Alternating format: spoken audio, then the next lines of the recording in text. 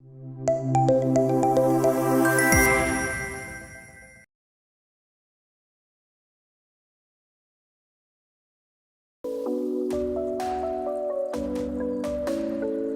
friends, we have with us Miss Swetha Balakrishnan. She is the Secretary of Excel Matric Higher Secondary School. Ma'am, how are you feeling to witness this new normal education leadership summit and awards? So yeah, the new normal education summit, and I was looking forward to the summit long back because I think in the newspaper, like 3 months back or 4 months back, it was held in Delhi, right? Yeah, Delhi or Kolkata, I think so. Kolkata. Yeah. So I was very looking forward to because since the new education policy was introduced during the COVID time, that's a Right. public document introduced during the COVID. Yeah. So I was very much interested to know what was the NEP and what are the salient features into it. And even though if there is a 66-page document which is available in the public domain, but thing is, there is kind of key terms like constructivist learning, contextualization. All those key terms we need to explain. So those things has to be explained. So I was looking forward to such a summit like this where the jambavans of all the education industry, right from the schools to the higher education, so where they meet and exchange their ideas, and I found it to be very useful. And I really thank ArdorComm Media Summit for organizing such an event. How are you implementing the initiatives which has been mentioned in the NEP in your institution? So, to be very frank, we are at the level 1 of implementing NEP 2020. So, first of all, to understand the 66-page document, and as far as we are a 20-year-old organization, and our school still is in the traditional. Almost all the schools are a normal chalk and talk method. So, mostly to introduce, technology and.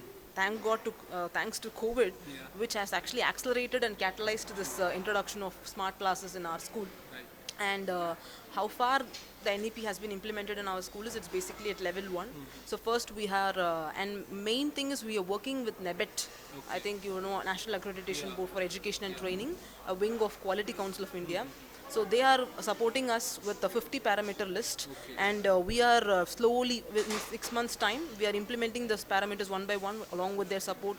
And we have also been tied up with the nearby school, which is TI school, which has already been benchmarked in 2008, and we are also getting guidance from them. So slowly, it is not like you need to follow the NEP. Or when you get accreditation, already you are aligned with NEP.